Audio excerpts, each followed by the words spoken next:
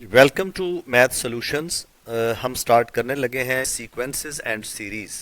ये मैथमेटिक्स की दुनिया में दो बहुत ही इंपॉर्टेंट टॉपिक्स हैं। सीक्वेंसेस रियल वर्ल्ड में तकरीबन हर फील्ड में कहीं ना कहीं यूज होती है। इसकी इंपॉर्टेंस तो एक तरफ रह गई, हमने पढ़ने हैं मैथमेटिकल कॉन्सेप्ट्स। हमारा पहला कॉन्सेप्ट है सीक्वेंस पढ़ना। तो हम पढ़ेंगे what we mean by a sequence. Sequence पढ़ने के लिए सबसे पहले हम समझते हैं कि एक आम आदमी के लिए सीक्वेंस क्या है। एक आम आदमी के लिए सीक्वेंस एक सादा तरीन ऑर्डर्ड लिस्ट ऑफ ऑब्जेक्ट्स है। वो ऑब्जेक्ट्स शेप्स भी हो सकती हैं, नंबर्स भी हो सकते हैं, लेटर्स भी हो सकते हैं, etcetera, under some logical rule. जरूरी नहीं कि रूल जो है वो मैथमेटिकल हो, वो लॉजिकल रूल भी हो सकता है। उसे हम ऑर्डर्ड लिस्ट को सीक्वेंस कहते हैं। मिसाल के तौर पे ये एक ऑर्डर्ड लिस्ट है, book, pen, bag, copy, ink and so on. हमारे कुलीग्स और दोस्त ये कह सकते हैं कि ये लिस्ट तो एक परम्यूटेशन भी बनता है, लेकिन यहां इस लिस्ट पर ज्यादा फोकस नहीं है। ये किसी ना किसी लॉजिकल रूल के तहत अगर बनाई गई है तो इस बनाने के प्रोसेस को सीक्वेंसिंग कहते हैं।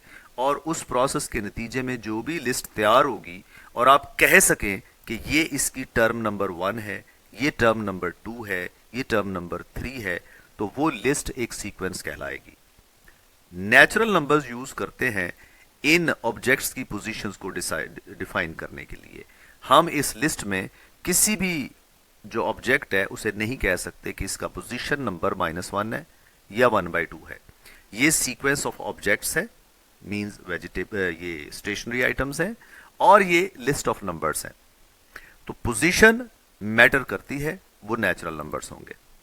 अब ये जो ऑब्जेक्ट्स हमने यहां अरेंज की हैं इनको टर्म्स ऑफ द सीक्वेंस कहते हैं। हमें सीक्वेंस नंबर 1 की 5 टर्म्स नजर आ रही हैं और ये गोइंग ऑन है। टर्म सीक्वेंस नंबर 2 की भी 5 टर्म्स लिखी हुई हैं and it is going on. ये बुक जो है ये इस सीक्वेंस की फर्स्ट टर्म है, पेन सेकंड टर्म है, इसी तरह से इसकी √2 थर्ड टर्म है, 0 फिफ्थ टर्म है। अगर हमें जनरली कोई सीक्वेंस लिखनी है और हमें वो ऑब्जेक्ट्स नहीं पता, वो टर्म्स नहीं पता, तो हम उनके जनरल नाम रख सकते हैं, जैसा A1, A2, A3, A4। ये जो सबस्क्रिप्ट में 1 2 3 4 लिखे हैं ये पोजीशंस हैं, तो इसे कहा जाएगा first term, second term, third term, fourth term. So sequence is a rule, logical rule, which arranges the objects in a specific order. That ordered pattern is called a sequence. और उसके पीछे एक logical rule होता है। जिन चीजों को हम arrange करते हैं वो टर्म्स कहलाती हैं। जर्नल टर्म को हम नॉर्मली A of n या फिर AN सबस्क्रिप्ट में लिख के इससे प्रेजेंट करेंगे, और सीक्वेंस पूरी लिखनी हो तो हम nth टर्म जर्नल टर्म को करली ब्रैकेट्स में बंद कर देंगे या फिर टर्म्स की बाकायदा लिस्ट बना देंगे। मैथमेटिकली हम देखते हैं कि सीक्वेंस क्या होती है। नॉर्मली मैथमेटिकली जब हम किसी सीक्वेंस की बात करते हैं तो वो सीक्वेंस ऑफ नंबर्स होती है, शेप्स नहीं होती, लेटर्स नहीं होती। तो mathematically a sequence is a function whose domain is a subset of the set of natural numbers, और उस सीक्वेंस की रेंज जो है वो subset of set of real numbers या कॉम्प्लेक्स नंबर्स हो सकता है। इसकी शक्ल दिखाते हैं आपको। आप लोग फंक्शन पढ़ चुके हैं, हम लोगों ने अच्छे तरीके से फंक्शन की डेफिनेशन यूनिट नंबर 2 और 3 में पढ़ी, स्पेशली क्वाड्रेटिक फंक्शंस। हम जानते हैं कि फंक्शन एक रूल होता है जिसमें इनपुट्स देते हैं और वो कोई यूनिक आउटपुट बनाता है। उसी फंक्शन में अगर इनपुट्स नेचुरल नंबर्स आ जाएं तो वही फंक्शन एक नए नाम से पुकारा जाएगा, सीक्वेंस, और वो जो चीजें बनाएगा वो कहलाएंगी टर्म्स, डिस्क्रीट चीजें होंगी। जैसा कि यहां उसमें 1 लगाया जाए तो वो टर्म नंबर 1 बनाएगा, 2 पुट करें टर्म नंबर 2 बनाएगा A2, एंड सो ऑन।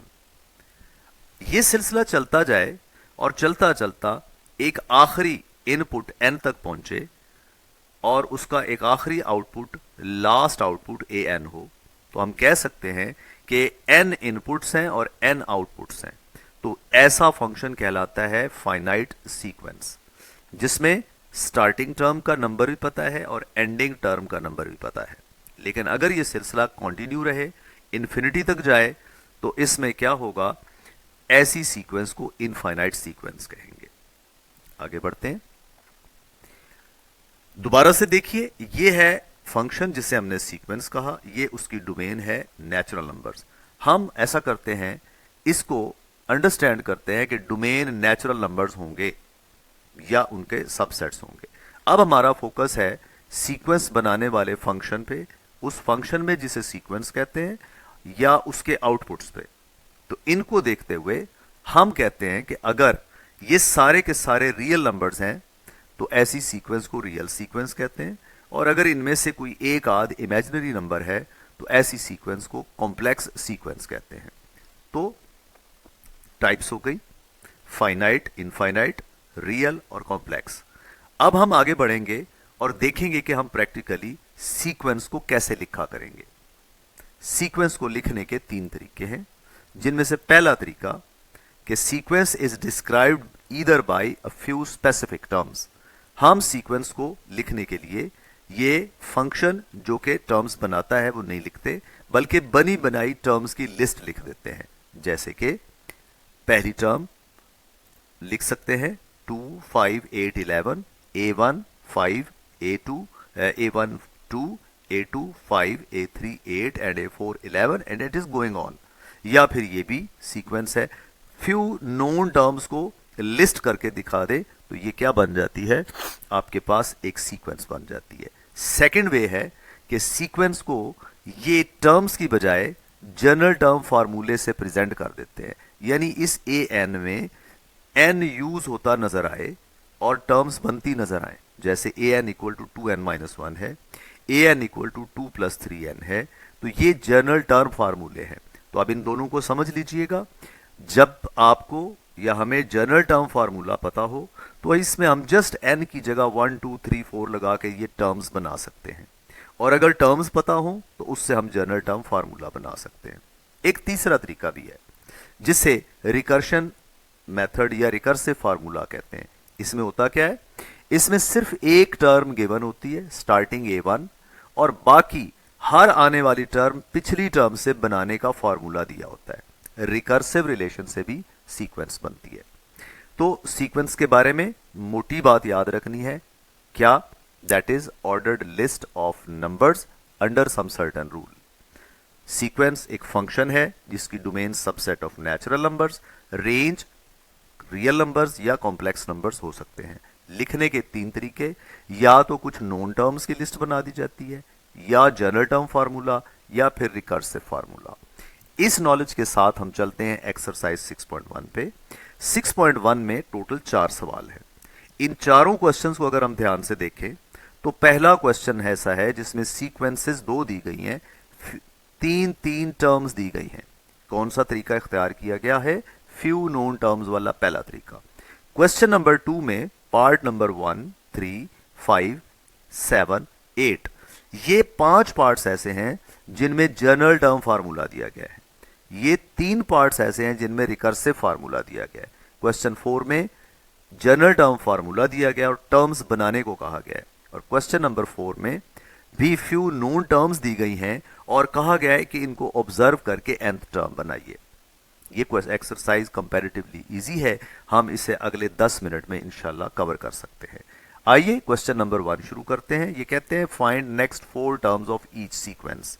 हम इजीली देख सकते हैं, टर्म नंबर 1 12 है और 2 16 है। अगर हम ऑब्जर्व करें तो 16 और 12 का डिफरेंस 4, 20 और 16 का डिफरेंस 4, यानी हम समझते हैं कि हर 2 कंसेक्टिव टर्म्स में डिफरेंस 4 है, तो ऐसे ही आगे भी चलेगा।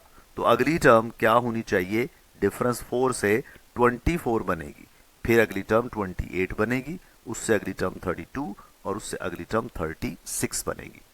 सेकंड पार्ट हम देख सकते हैं 3 कम होके 1 हुआ, फिर कम होके -1 हुआ। तो इन 3 टर्म्स को देख के लगता है कि स्टार्टिंग बाय फर्स्ट टर्म हर आने वाली टर्म 2-2 कम होती जा रही है। यही पैटर्न कंटिन्यू करेंगे, कॉमन सेंस इस्तेमाल करेंगे तो अगली टर्म्स हो जाएंगी -3, -5, -7, -9 वगैरह।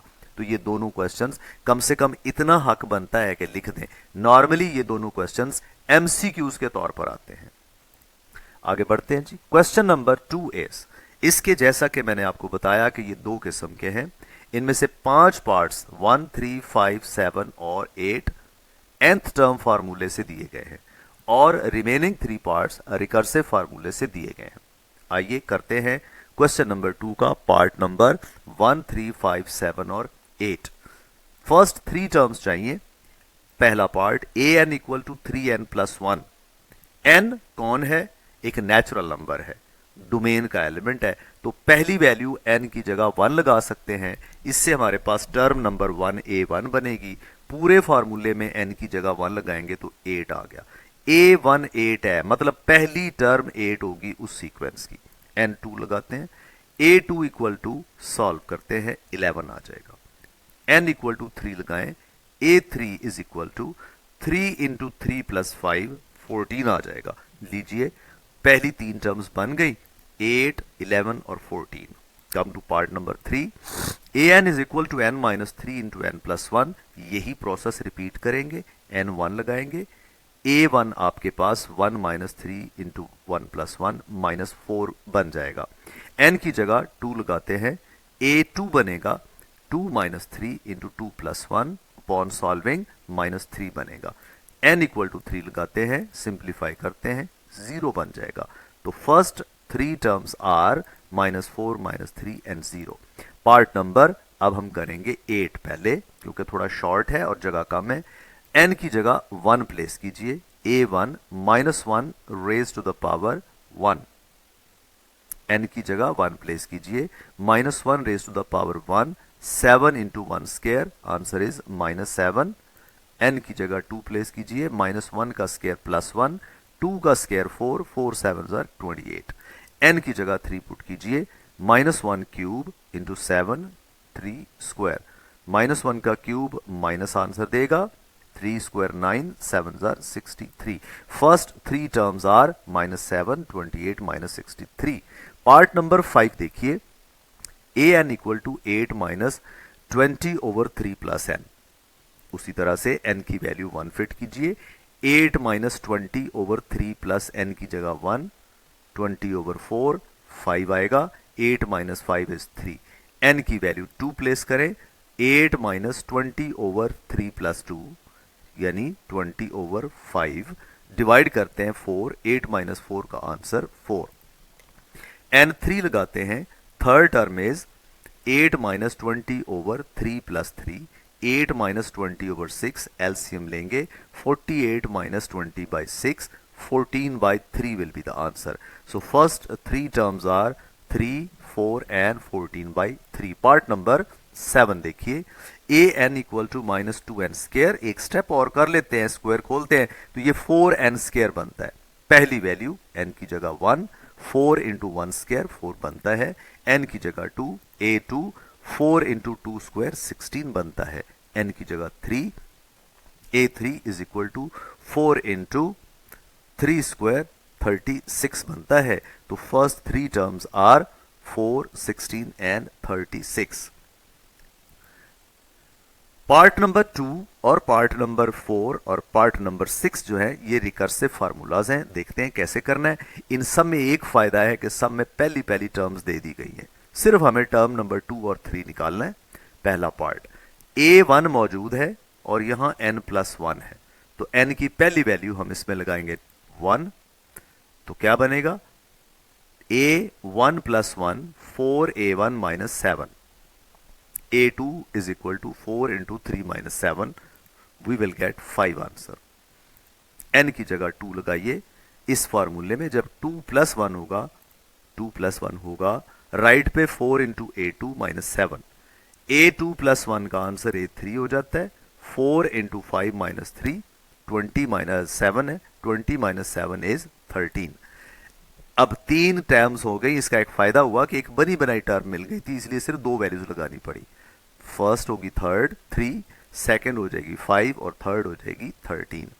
Next part is a1 is equal to -1, well पहली टर्म दे दी और टर्म नंबर 2 चाहिए इस फार्मूले से, n की जगह 1 लगाएं तो क्या होगा, a1 plus 1 is equal to 3 over a1 plus 2, value लगाएंगे तो व्हाट विल हैपन, हमारे पास क्या आ जाएगा, this will be a2 is equal to, अच्छा यहां पे छोटी सी मिस्टेक है, यहां an था, ये जैसे लिखा हुआ है ना an प्लस 2, ये इट्स माई मिस्टेक, यहां n आप समझेंगे जी। वैल्यूज लगाएंगे तो वैल्यूज पुट करने से a2 आपके पास 3 आ गया।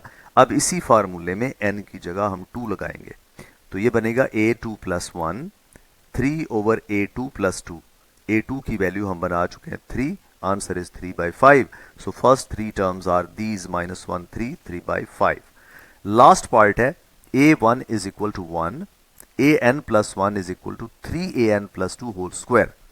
a1 मौजूद है, सिर्फ 2 टर्म्स और चाहिए, n की जगह 1 लगाइए, a1 plus 1 is equal to 3a1 plus 2 whole square. अब a1 की वैल्यू 1 है, यहां पुट करते हैं तो this will become 3 plus 2 whole square, that will be 25। Term number 3 के लिए n की जगह 2 लगाते हैं तो ये बनेगा a2 plus 1 is equal to within brackets 3a2 plus 2 whole square.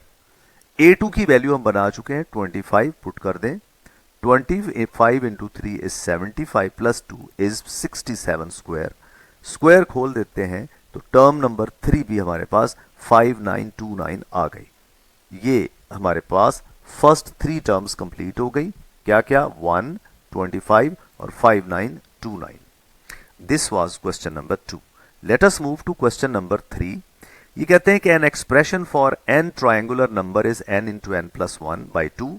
Luckily ये nth ट्रायंगुलर नंबर दिया है, so we have nth term formula an is equal to n into n plus 1/2।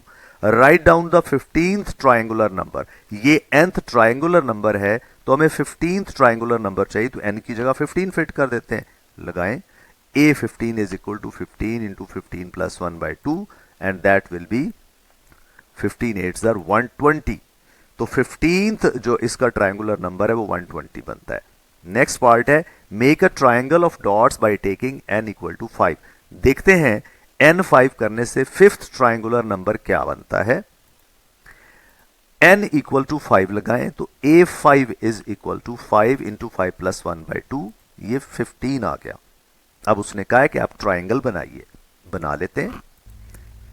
तो फिर ये कैसे बनाएंगे, 5th ट्रायंगुलर, हमने triangle of dots बनानी है, 15 डॉट्स बनाने हैं, लेकिन ये ट्रायंगल बनेगी इक्विलेटरल ट्रायंगल। 15 डॉट्स आइए बना देते हैं, 2000, ये रहे 15 डॉट्स। इसमें ये जो नंबर 1 पे टॉप पे है, ये इसमें n की जगह 1 लगाने से 1 बनता है। So first row gives first triangular number, first 2 rows give second triangular number, 3 rows give third triangular number, 4 rows give fourth triangular number। ये आप 4 इसमें लगा के देखें, 4 इंटू 5/20 10 बनेगा। तो ये टोटल डॉट्स जो है ये 10 बनेंगे। 5th के लिए ये ट्राइंगल बनेगी और उसमें टोटल बॉल्स 5th के लिए 15 पूरे होंगे। We move to question number 4। इसमें कहते हैं जी nth टर्म बनानी है। अब इसके लिए हमें थोड़ी सी अपनी कॉमन सेंस इस्तेमाल करनी है। इसके अंदर पैटर्न या लॉजिक छुपी हुई है, इनमें हमने वो देख के बस टर्म प्रिडिक्ट करनी है। जैसे पहला 149 हम आसानी से समझ सकते हैं कि पहली टर्म दूसरी टर्म परफेक्ट स्केयर्स हैं, तो a1 1 स्केयर हो गया, a2 2 स्केयर हो गया, a3 3 स्केयर हो गया, a4 हम बता सकते हैं 4 स्केयर होना चाहिए। तो nth टर्म क्या होनी चाहिए, n स्केयर होनी चाहिए। It's done. Let's move to the next part number 2। 1 1 plus 2 1 plus 2 plus 3। So हम देख रहे हैं हर कॉमा के बाद टर्म्स की तादाद, यानी हर टर्म में भी टर्म्स बढ़ती जा रही है।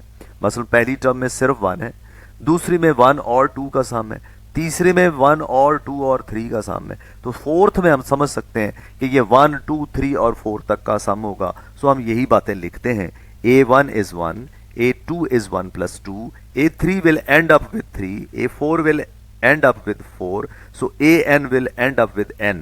So nth term is 1 plus 2 plus 3 and so on up to n.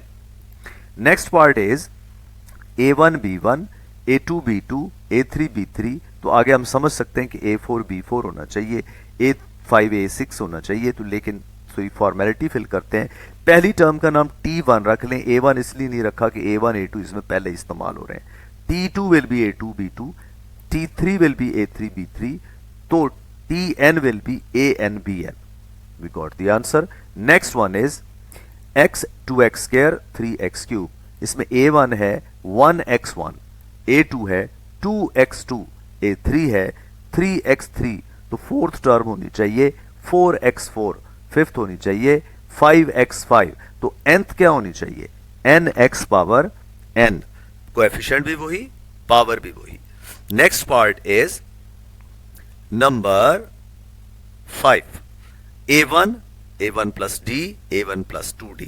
Ji first term देखिए a1 ही है, a2 किसके इक्वल हो जाएगा? a1 plus d, a3 a1 plus 2d, a4 should be a1 plus 3d, a5 should be a1 plus 4d।